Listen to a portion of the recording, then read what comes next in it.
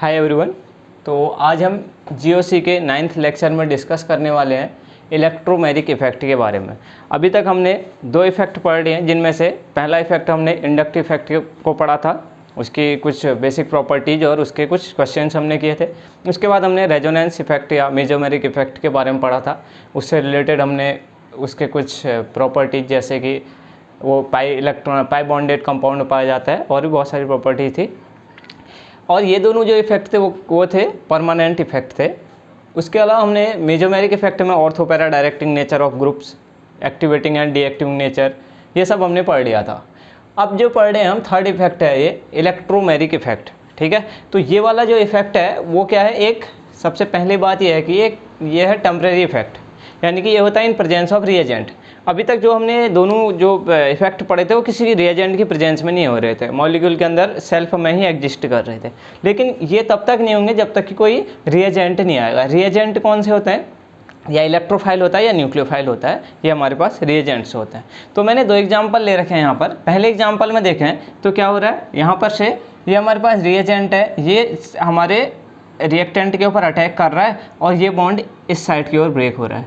मतलब जिस साइड से रिएजेंट अटैक कर रहा है, मल्टीपल बॉन्ड क्या कर रहा है, उसी साइड की ओर ब्रेक हो रहा है। ठीक है, तो ये पहला टाइप का हो गया।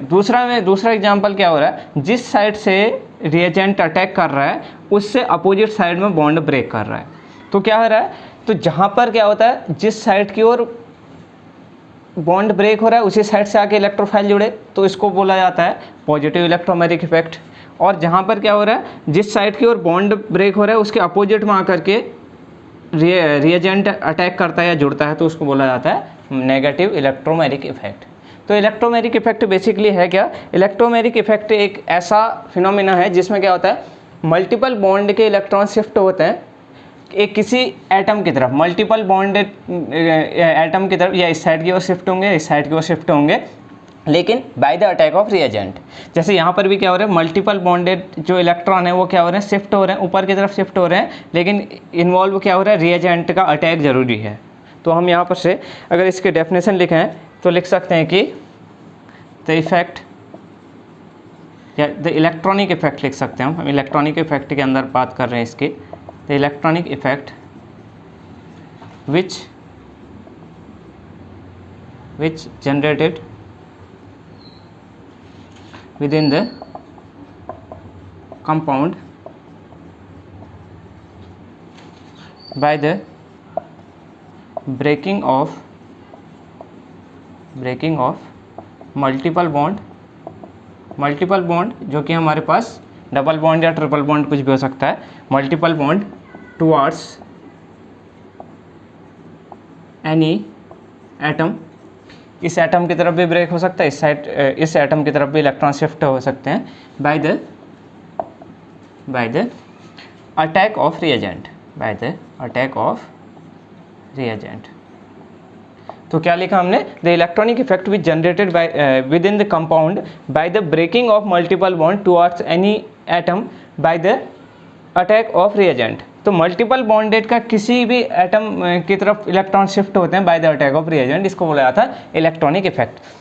तो यहाँ पर क्या होगा, यहाँ पर इसने अटैक किया तो ये बॉन्ड अगर ब्रेक होगा तो जिस साइड की ओर बॉन्ड ब्रेक होता है वहाँ पर नेगेटिव आता है और जहाँ से ब्रेक होता है वहाँ पर पॉजिटिव। तो यहाँ पर नेगेटिव और H पॉजिटिव मिल करके बॉन्ड फॉर्म कर लेंगे। तो यहाँ पर जो बनेगा वो बनेगा CH3CH पॉजिटिव CH3, ये पहला कंपाउंड बनेगा। और यहाँ पर अगर अटैक होगा तो ऊपर की तरफ बॉन्ड शिफ्ट हो रहा है, क्योंकि यहाँ पर इलेक्ट्रोनेगेटिविटी ऑफ ऑक्सीजन ज़्यादा है, तो मल्टीपल बॉन्ड ऑक्सीजन की तरफ ब्रेक होगा। तो ब्रेक होगा तो जैसे ब्रेक होगा ऑक्सीजन पर नेगेटिव आएगा, कार्बन पर पॉजिटिव, तो पॉजिटिव और ये नेगेटिव आपस में बॉन्ड फॉर्म कर लेंगे। तो हो जाएगा CH3CO नेगेटिव और यहाँ पर से CN जुड़ जाएगा और ये है CH3। ठीक है, तो पहला वाला जो एग्जाम्पल है वो कौन सा है, plus electromeric effect plus E effect, और जो दूसरा वाला एग्जांपल है वो है माइनस ई इफेक्ट या नेगेटिव इलेक्ट्रोमैजिक इफेक्ट। ठीक है, तो ये जो इलेक्ट्रॉन रिच स्पीसीज होती है उसको न्यूक्लियोफाइल बोला जाता है, इलेक्ट्रॉन डेफिशिएंट स्पीसीज को बोला जाता है इलेक्ट्रोफाइल। तो जहाँ पर इलेक्ट्रोफाइल को इलेक्ट्रॉन चाहिए तो क्या होगा, ये बॉन्ड अगर इस साइड को ब्रेक होगा तो नेगेटिव चार्ज आएगा और नेगेटिव चार्ज में इलेक्ट्रॉन की डेंसिटी ज़्यादा होती है, तो ये और ये आपस में जुड़ जाएंगे। यहाँ पर क्या है, न्यूक्लियोफाइल को पॉजिटिव चार्ज चाहिए, जहाँ पर इलेक्ट्रॉन कम हो वहाँ पर जाके जुड़ेगा, तो ये बॉन्ड ऊपर की तरफ ब्रेक होगा, तो यहाँ पर पॉजिटिव चार्ज आएगा, ये नेगेटिव और ये पॉजिटिव बॉन्ड बना लेंगे और ऐसा कुछ बीच में ऐसी स्पीसीज बनेगी। तो ये हमारा इलेक्ट्रोमैग्नेटिक इफेक्ट हो गया, जहाँ पर क्या होता है, bye the attack of electrophile और न्यूक्लियोफाइल पाई बॉन्डेड इलेक्ट्रॉन जो है शिफ्ट होते हैं किसी एटम की तरफ। मल्टीपल बॉन्डेड जो इलेक्ट्रॉन होंगे किसी एटम की तरफ शिफ्ट होंगे, इस साइड को भी सकते हैं, इस साइड को शिफ्ट हो सकते हैं। यहाँ पर भी क्या हो रहा है, bye the attack of reagent जो कि न्यूक्लियोफाइल है, उसके द्वारा क्या हो रहा है, पाई बॉन्डेड इलेक्ट्रॉन किसी एक एटम की तरफ शिफ्ट हो रहे हैं, मल्टीपल बॉन्डेड एटम की तरफ शिफ्ट हो रहे हैं, या यहाँ के होंगे या यहाँ के होंगे। तो जब जहाँ से अटैक हो रहा है उसी साइड को शिफ्ट हो जाए तो पॉजिटिव इलेक्ट्रोमैग्नेटिक इफेक्ट, और जहाँ पर से अटैक हो रहा है रिएजेंट का उससे अपोजिट की ओर मूव करेंगे तो नेगेटिव इलेक्ट्रोमैग्नेटिक इफेक्ट हो जाएगा, नेगेटिव ई इफेक्ट भी बोल सकते हैं उसको। तो इसके कुछ प्रॉपर्टीज हम देख लेते हैं।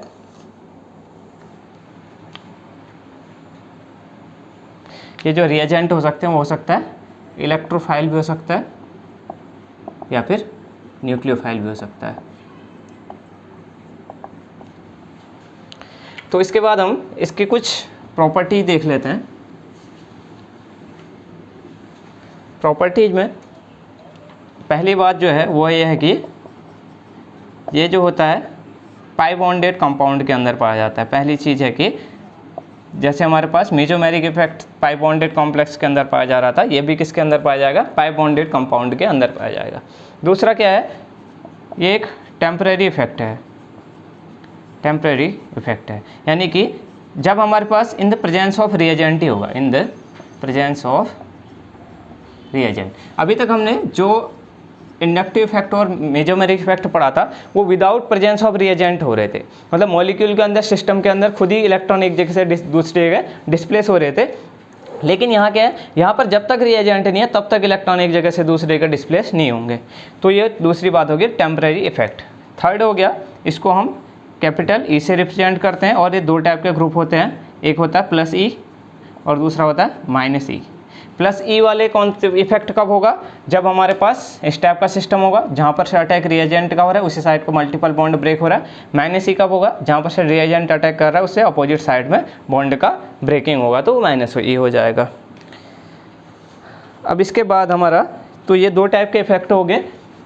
ये जो इफेक्ट है इलेक्ट्रोमैग्नेटिक इफेक्ट, ये इंडक्टिव इफेक्ट और मेसोमेरिक इफेक्ट के जितना इंपॉर्टेंस तो नहीं है, लेकिन फिर भी इसको हम पढ़ते हैं और कहीं कहीं पर यूज किया जाता है। सबसे ज़्यादा जो इम्पोर्टेंट चीज़ें हैं वो है इंडक्टिव इफेक्ट और मेसोमेरिक इफेक्ट, उससे बहुत ज़्यादा यूज किया जाता है उसका, और उसके थ्रू हम रिएक्शंस की मैकेनिज्म वगैरह ड्रॉ करते हैं और बहुत सारी चीज़ें स्टेबिलिटी वगैरह डिफाइन करते हैं। तो ये जो इफेक्ट होता है इसमें इतनी ही बातें होती हैं। इलेक्ट्रोमैग्नेटिक इफेक्ट हो गया, प्लस ई और माइनस ई इफेक्ट क्या होता है और क्या क्या इसके एक दो प्रॉपर्टीज होती है। तो अब हम डिस्कस करने वाले हैं जो अगला इफेक्ट है हमारा, इलेक्ट्रोमैग्नेटिक इफेक्ट के बाद जो अगला इफेक्ट पढ़ा जाता है वो है hyper conjugation effect. Hyper conjugation, जैसा कि हमने कंजुगेशन देखा था उससे थोड़ा सा ये डिफरेंट है। कंजुगेशन में पाई बॉन्डेड इलेक्ट्रॉन जो है, पाई बॉन्ड के इलेक्ट्रॉन जो है एक जगह से दूसरी जगह शिफ्ट होते हैं या लोन पेयर शिफ्ट होते हैं, लेकिन यहाँ पर क्या होता है, सिग्मा बॉन्डेड इलेक्ट्रॉन भी एक जगह से दूसरी जगह कंजुगेशन में जा सकते हैं, उसको बोला जाता है हाइपर कंजुगेशन। मतलब हाइपर कंजुगेशन में सिग्मा बॉन्डेड इलेक्ट्रॉन पार्टिसिपेट करते हैं, जबकि कंजुगेशन में पाई बॉन्डेड इलेक्ट्रॉन पार्टिसिपेट करते हैं या लोन पेयर ऑफ इलेक्ट्रॉन।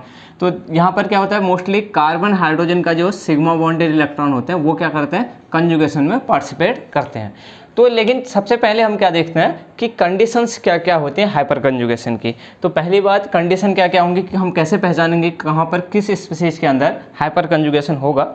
तो पहली कंडीशन है कि जो हमारे पास स्पीसीज है या जो भी मॉलिक्यूल है वो क्या होना चाहिए, should contain at least 1 sp2 hybrid carbon atom. मतलब जो भी हमारे पास मॉलिक्यूल होगा उसके अंदर एक कम से कम एक sp2 हाइब्रिड कार्बन एटम होना चाहिए। दूसरी कंडीशन क्या है कि species should contain at least 1 alpha sigma carbon hydrogen bond at sp3 carbon with respect to sp2 hybrid carbon atom. मतलब जैसे हमारे पास एक एग्जाम्पल के थ्रू इसको समझते हैं, जैसे हमारे पास ये है कार्बन हाइड्रोजन हाइड्रोजन हाइड्रोजन और ये पॉजिटिव है, कार्बोकैटायन टाइप का है। तो यहाँ पर से एक है कार्बन हाइड्रोजन हाइड्रोजन और ये हाइड्रोजन। तो यहाँ पर देख रहे हैं कि अगर हम इस कार्बन का हाइब्रिडाइजेशन निकाला है तो 1 2 और 3, ये तो यहाँ इसका हाइब्रिडाइजेशन क्या है, sp 2 और इसका निकालें तो 1 2 3 4, इसका हाइब्रिडाइजेशन हो जाएगा sp3। तो क्या हो रहा है, दोनों की दोनों कंडीशन यहाँ पर सेटिस्फाई है। ये वाला क्या है, इसके sp2 हाइब्रिड कार्बन एटम है, तो पहला हमारा कंडीशन है कि एक sp2 हाइब्रिड कार्बन एटम होना चाहिए। दूसरी कंडीशन क्या है कि इसके अल्फा पोजीशन पे, ये इसके रेस्पेक्ट में अल्फा कार्बन है, उस पर क्या होना चाहिए, कार्बन हाइड्रोजन बॉन्ड होना चाहिए। एक कम से कम अल्फा पोजीशन पर सिग्मा बॉन्ड होना चाहिए कार्बन हाइड्रोजन, और ये वाला इस वाले कार्बन का हाइब्रिडाइजेशन sp3 होना चाहिए। ठीक है, तो दो कंडीशन होगी, दोनों के दोनों कंडीशंस यहाँ पर सेटिस्फाई हो रही है, तो इसका मतलब कार्बोकैटायन में जो है वो क्या है, हाइपर कंजुगेशन की कंडीशन होती है। ऐसे ही देखिए और कहाँ पर हो सकती है, CH कार्बन हाइड्रोजन हाइड्रोजन और ये फ्री रेडिकल। तो फ्री रेडिकल में भी क्या होता है, इस वाले कार्बन पे sp2 हाइब्रिडाइजेशन है और इसके बगल में यहाँ पर sp3 पे कार्बन हाइड्रोजन बॉन्ड है, तो यहाँ पर भी क्या है sp2। तो पहला जो केस है वो कौन सा है, जहाँ पर हाइपर कंजुगेशन हो सकता है वो है कार्बोकैटायन, दूसरा है फ्री रेडिकल्स और थर्ड कहाँ पर हो सकता है, थर्ड देखिए ऐसे हो सकता है कि कार्बन डबल बॉन्ड CH और यहाँ पर से कार्बन हाइड्रोजन हाइड्रोजन हाइड्रोजन। तो ये हमारे पास ये भी sp2 है और इसके बगल में ये भी sp2 है, तो sp2 कार्बन होना चाहिए और sp2 के जस्ट एडजेसेंट अल्फा कार्बन पे कार्बन हाइड्रोजन बॉन्ड होना चाहिए। तो ये वाला कौन सा है, sp3 कार्बन है और इस पर क्या है, कार्बन हाइड्रोजन बॉन्ड है, यानी कि अल्फा कार्बन पे CH बॉन्ड है, तो ये वाला भी यहाँ पर कंडीशन सेटिस्फाई कर रहा है। तो एल्कीन, थर्ड क्या है, एल्कीन। तो कार्बोकैटायन में भी ये कंडीशन फॉलो हो रही है, फ्री रेडिकल में भी कंडीशन फॉलो हो रही है और एल्कीन में भी कंडीशन ये फॉलो हो रही है। तो इसका मतलब हम with the help of hyper conjugation इन तीनों की स्टेबिलिटी भी चेक कर सकते हैं। इसके अलावा क्या हो सकता है, इसके अलावा ऐसी स्पीसीज भी हो सकती है जैसे हमारे पास डबल बॉन्ड, ये टोल्यूइन टाइप का कोई कॉम्प्लेक्स है, तो यहाँ पर भी कंडीशन है, ये देखिए यहाँ पर ये sp3 कार्बन हाइड्रोजन है, sp3 कार्बन है, उस पर कार्बन हाइड्रोजन बॉन्ड है और यहाँ पर sp2 यहाँ पर है, तो ये भी इस टाइप का कॉम्प्लेक्स भी हाइपर कंजुगेशन शो कर सकता है। इसके अलावा और भी हो सकते हैं, जैसे हमारे पास कीटोन टाइप का कोई कॉम्प्लेक्स है, CH3 C double bond O CH, तो यहाँ पर क्या है, इसका हाइब्रिडाइजेशन होता है sp2 और इसके रेस्पेक्ट में sp3 कार्बन पे कार्बन हाइड्रोजन बॉन्ड है। तो इतने टाइप के कॉम्प्लेक्स हैं, और भी कॉम्प्लेक्स हो सकते हैं एग्जांपल, जहाँ पर क्या हो सकता है, हाइपर कंजुगेशन की कंडीशन हो सकती है। कंडीशन में हमें दो ही चीज़ याद रखनी है कि क्या होना चाहिए, एक तो sp2 हाइब्रिड कार्बन एटम होना चाहिए जिसका हाइब्रिडाइजेशन sp2 हो, और उसके रेस्पेक्ट में अल्फा पोजीशन पे, जस्ट इसके बगल वाली अल्फा पोजीशन पे एक कार्बन हाइड्रोजन बॉन्ड एटलीस्ट 1 होना चाहिए, उसके अलावा ज़्यादा भी हो सकते हैं, इस कार्बन पे एक हाइड्रोजन यहाँ पर जुड़ा हुआ होना चाहिए। तो ये दो कंडीशंस हैं, और जहाँ पर ये दो कंडीशंस होंगी वहाँ पर हाइपर कंजुगेशन पाया जा सकता है, और उस पर हम उस कंपाउंड की stability with the help of hyper conjugation हम डिटरमाइन कर सकते हैं और भी प्रॉपर्टीज पता कर सकते हैं। तो ये तो अभी जनरल हो गया कि कंडीशंस क्या क्या हैं। इसके बाद हम पढ़ते हैं कि अब इसके हम डेफिनेशन देख लेते हैं कि हाइपर कंजुगेशन है क्या। तो हाइपर कंजुगेशन में होता क्या है, हम एक एग्जांपल कार्बोकैटायन को लेकर देखते हैं। जैसे अगर हम कार्बोकैटायन का स्ट्रक्चर ड्रॉ करें, यहाँ पर कार्बन हाइड्रोजन हाइड्रोजन, और यहाँ पर एक हमारे पास p ऑर्बिटल है जो कि वैकेंट है, वैकेंट p ऑर्बिटल है। यहाँ पर हाइब्रिडाइजेशन sp2 है, तो sp2 यानी कि एक ऑर्बिटल क्या रहा होगा, खाली रहा होगा, क्योंकि कार्बन पर 4 ऑर्बिटल होते हैं, तो 3 बॉन्ड बना रहे तो एक खाली होगा जो क्या होगा, वैकेंट p ऑर्बिटल होगा। और दूसरा यहाँ पर क्या है, यहाँ पर इस कार्बन का हाइब्रिडाइजेशन sp3 था, तो हम इसको कुछ ऐसे ड्रॉ कर सकते हैं, एक हाइड्रोजन यहाँ पर होगा और 3 हाइड्रोजन, 1 2 और 3, इनको हम ऐसे भी बना सकते हैं या फिर ऐसे ही रहने देते हैं अभी फ़िलहाल। ये है टेट्राहेड्रल टाइप का है। तो यहाँ पर क्या होगा, इस कार्बन हाइड्रोजन में क्या है, ये कार्बन हाइड्रोजन क्या कर सकता है, यहाँ पर 2 इलेक्ट्रॉन है, एक बॉन्ड पे 2 इलेक्ट्रॉन होते हैं और इसको इलेक्ट्रॉनों का रिक्वायरमेंट है, तो क्या होता है, इसके इलेक्ट्रॉन पेयर इस P orbital, vacant P orbital के साथ कंजुगेशन में इन्वॉल्व हो जाते हैं। कंजुगेशन मतलब एक जगह से दूसरी जगह डिस्पर्स हो जा रहे हैं इलेक्ट्रॉन, यहाँ से यहाँ तक का फैल जा रहे हैं, तो इसको बोला जाता है हाइपर कंजुगेशन, जहाँ पर सिग्मा बॉन्ड के इलेक्ट्रॉन पेयर कंजुगेशन में पार्टिसिपेट कर रहे हैं। कंजुगेशन में क्या होता है, कंजुगेशन में पाई बॉन्ड के इलेक्ट्रॉन पेयर पार्टिसिपेट करते हैं विद इन बॉन्डिंग। यहाँ पर क्या हो रहा है, सिग्मा बॉन्ड के इलेक्ट्रॉन क्या कर रहे हैं, बॉन्डिंग में पार्टिसिपेट कर रहे हैं, तो इसको बोला जाता है हाइपर कंजुगेशन। तो हाइपर कंजुगेशन की डेफिनेशन हम ये लिख सकते हैं कि ऐसा कंजुगेशन जहाँ पर क्या होता है, सिग्मा बॉन्ड के इलेक्ट्रॉन जो है कंजुगेशन में पार्टिसिपेट करते हैं, उसको बोला जाता है हाइपर कंजुगेशन। इसको और भी नाम दिया जाता है, एक दिया जाता है नाथन बेकर इफेक्ट, और दूसरी चीज़ बोला जाता है नो बॉन्ड रेजोनेंस। जो पहला दिया गया है नाथन बेकर इफेक्ट, ये तो जिस साइंटिस्ट ने इसको डिस्कवर किया था, जिसने बताया था हाइपर कंजुगेशन के बारे में, उनके नाम पर दिया जाता है। नो बॉन्ड रेजोनेंस क्यों दिया जाता है, ये अभी हम जब स्ट्रक्चर से इसके ड्रॉ करेंगे तो उसके थ्रू हम सीख लेंगे कि इसको नो बॉन्ड रेजोनेंस क्यों बोला जाता है। क्योंकि ऐसा होता है कि यहाँ पर बॉन्ड एक्चुअल में बनता नहीं है, वो अभी देखते हैं हम कैसे हो रहा है, वो नो बॉन्ड रेजोनेंस हम अभी देखेंगे। अभी हम एक बार देख लेते हैं कि टाइप्स ऑफ हाइपर कंजुगेशन होता क्या है, वहीं पर हम सीख लेंगे कि नो बॉन्ड रेजोनेंस क्या है। तो हम देखते हैं यहाँ पर types of hyper conjugation, types of hyper conjugation. तो पहला जो हाइपर कंजुगेशन देख रहे हैं हम, वो क्या किस में देख रहे हैं, कार्बोकैटायन में। तो कार्बोकैटायन में क्या होगा, conjugation of sp2 hybrid carbon atom with sp2 hybrid carbon atom with sp3 hybrid sp3 hybrid carbon CH bond, CH bond of carbocation.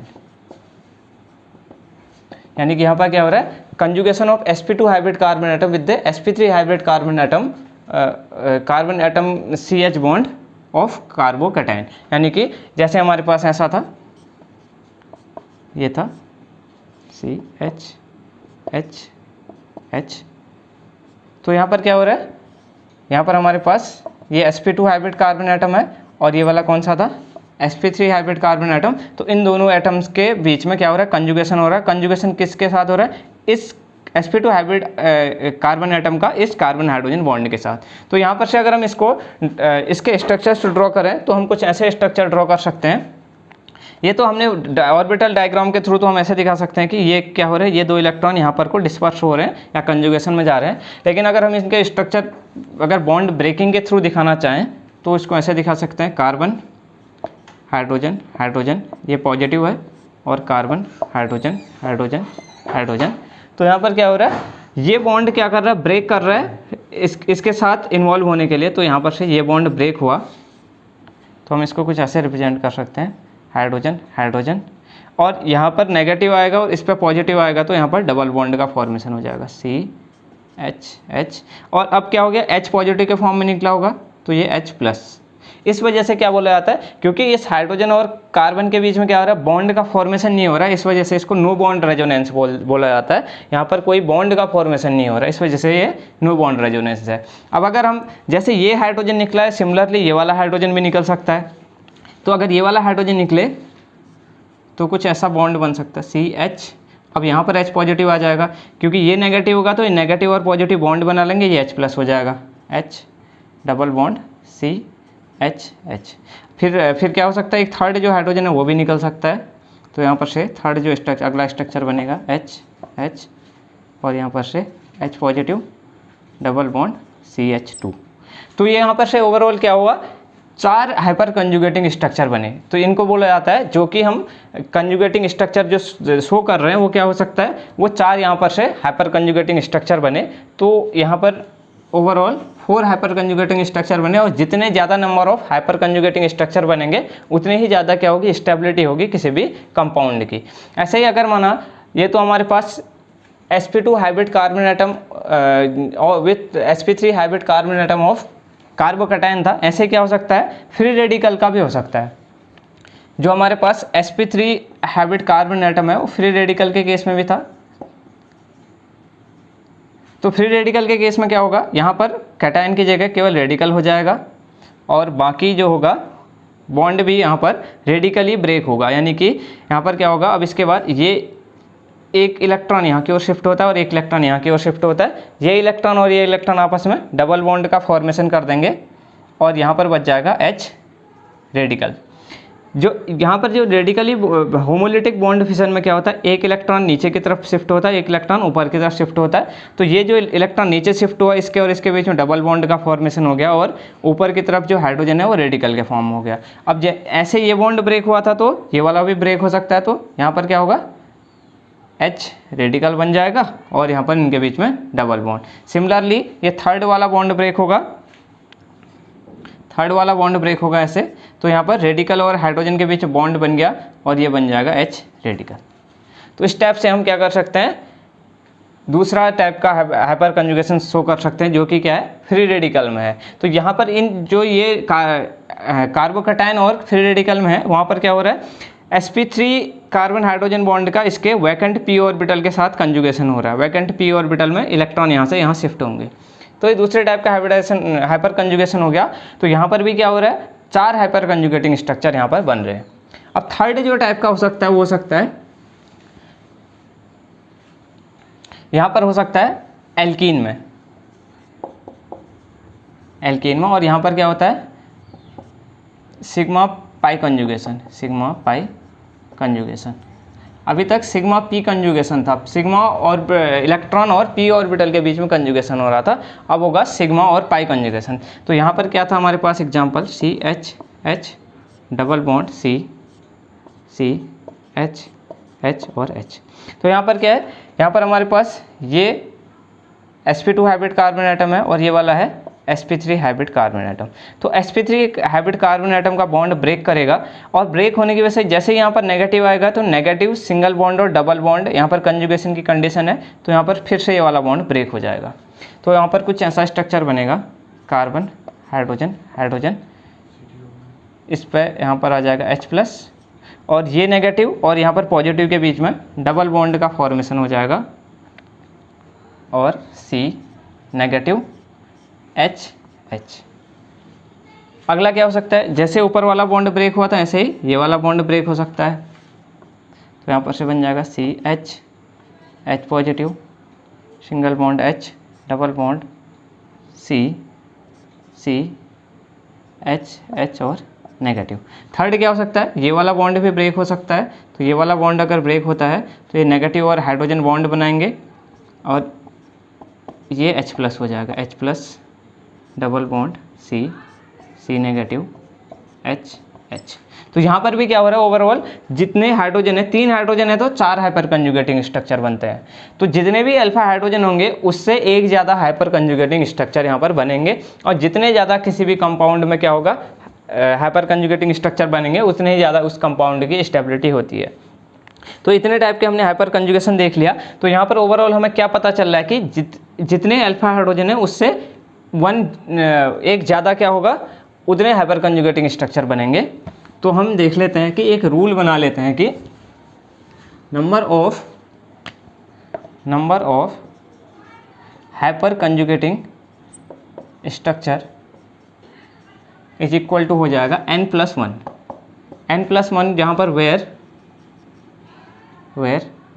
n equal to है नंबर ऑफ अल्फा हाइड्रोजन, यानी कि alpha carbon पर जितने भी hydrogen है उससे एक ज़्यादा हाइपर कंजुगेटिंग स्ट्रक्चर बनेंगे। जैसे हमने अभी देखा था कार्बोकैटायन या फ्री रेडिकल के केस में या एल्कीन के केस में 3 अल्फा हाइड्रोजन थे तो वहाँ पर 4 हाइपर कंजुगेटिंग स्ट्रक्चर बन रहे थे।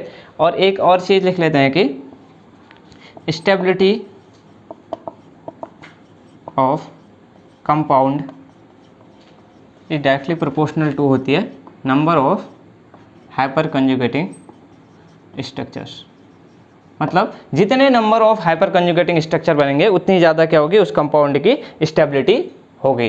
तो अगर किसी कंपाउंड में 3 हाइपर कंजुगेटिंग स्ट्रक्चर बन रहे हैं, दूसरे में 4 बन रहे हैं, तो 4 वाला क्या होगा, ज़्यादा स्टेबल होगा इन कंपेयर टू जिस कॉम्प्लेक्स में 3 हाइपर कंजुगेटिंग स्ट्रक्चर बन रहे हैं। तो जैसे अगर हम स्टेबिलिटी चेक करना चाहें, जैसे अगर हम स्टेबिलिटी, अगर कार्बोकैटायन की स्टेबिलिटी चेक करना चाहें तो इसका एप्लीकेशन अगर देखें तो पहला जो एप्लीकेशन है वो है स्टेबिलिटी ऑफ कार्बोकैटायन। अगर कार्बोकैटायन की स्टेबिलिटी चेक करना चाहें तो एक हमारे पास ये है 3 डिग्री कार्बोकैटायन CH3 पॉजिटिव, एक हमारे पास है 2 डिग्री कार्बोकैटायन, एक हम ले लेते हैं 1 डिग्री कार्बोकैटायन। तो यहाँ पर ये हो गया 3 डिग्री, ये 2 डिग्री और ये 1 डिग्री। तो हमने अभी रूल बनाया है कि और इसका हाइब्रिडेशन कैसा है, इस वाले कार्बन का हाइब्रिडेशन sp2 है और इस वाले कार्बन का sp3।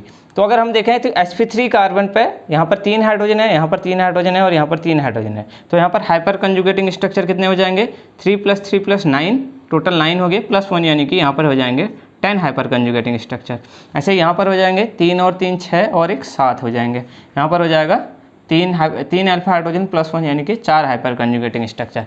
तो जैसा कि हमने इंडक्टिव इफेक्ट में भी देखा था कि जो स्टेबिलिटी ऑफ कॉम्प्लेक्स था कार्बोकैटायन का था वो था 3 डिग्री ज़्यादा स्टेबल था, 2 डिग्री उससे कम था और 1 डिग्री उससे भी कम स्टेबल था। तो यहाँ पर हाइपर कंजुगेशन के हिसाब से भी हम देख रहे हैं कि जहाँ पर ज़्यादा हाइपर कंजुगेटिंग स्ट्रक्चर बन रहे हैं, यानी कि 3 डिग्री में 10 बन रहे हैं तो ये सबसे ज़्यादा स्टेबल है, 2 डिग्री में 7 बन रहे हैं तो ये कम स्टेबल है और 1 डिग्री में 4 बन रहे हैं तो ये उससे भी लेस स्टेबल कॉम्प्लेक्स होगा या इंटरमीडिएट होगा।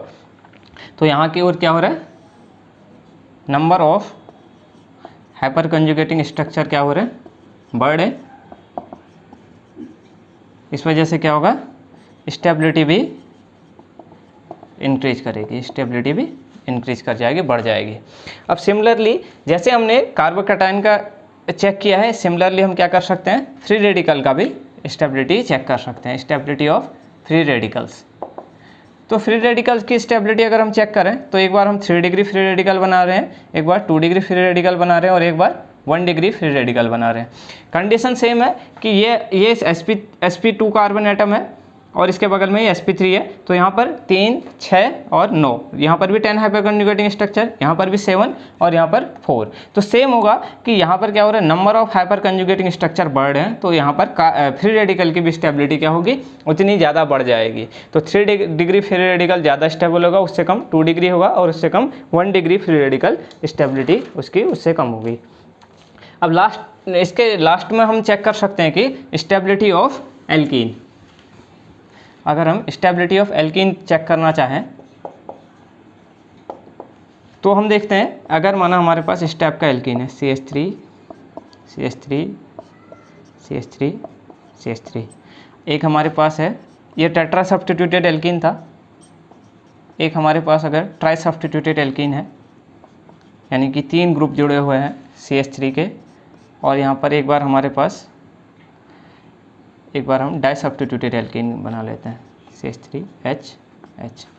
तो अगर हम यहाँ पर देखें तो ये भी sp2 हाइब्रिड कार्बन है, ये भी sp2 हाइब्रिड कार्बन है, ये भी sp2 है और ये भी sp2 है और इसके बगल में यहाँ पर भी sp3 है, ये भी sp3 है, ये भी sp3 है और ये भी sp3 है। तो यहाँ पर अगर sp3 हाइब्रिड कार्बन पर हाइड्रोजन देखें तो 3 6 9 और 12, यहाँ पर टोटल हाइपर कंजुगेटिंग स्ट्रक्चर जो हो जाएंगे वो 13 हो जाएंगे। यहाँ पर 3 6 9 और एक 10, यहाँ पर 10 हो जाएंगे और यहाँ पर 7 हो जाएंगे। तो ज़्यादा हाइपर कंजुगेटिंग स्ट्रक्चर किस में है, पहले वाले में टेट्रा सब्स्टिट्यूटेड एल्कीन में, तो इस वजह से ज़्यादा स्टेबल होगा। उससे कम किस में है, इस वाले में, तो ये इससे कम स्टेबल और ये वाला उससे भी कम स्टेबल होगा।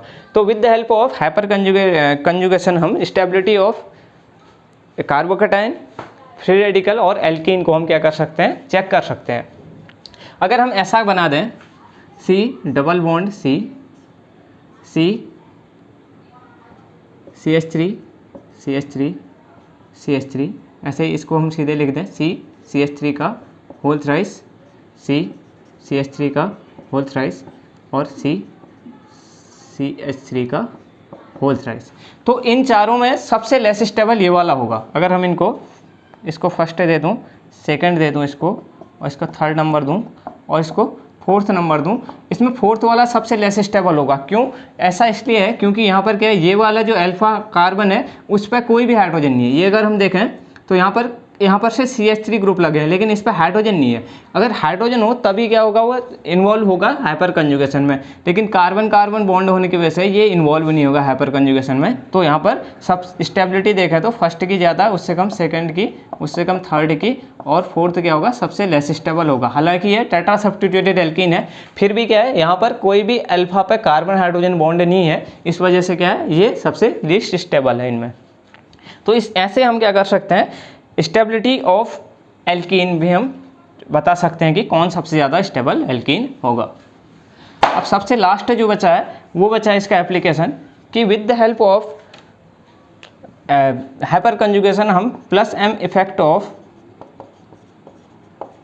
CH3 ग्रुप बता सकते हैं कि कैसे CH3 ग्रुप किसकी तरह काम करता है, +m इफेक्टिंग ग्रुप की तरह काम करता है, यानी कि इलेक्ट्रॉन डोनेट करने का काम करता है। तो हमने देखा है कि अगर हम यहाँ पर देखें टोल्यूइन, अगर हम एग्जांपल लें CH, तो देख रहे हैं कि यहाँ पर ये sp2 हाइब्रिड कार्बन एटम है, और ये वाला कैसा है, sp3 हाइब्रिड कार्बन एटम है, और sp3 हाइब्रिड कार्बन एटम पर कार्बन हाइड्रोजन बॉन्ड भी है।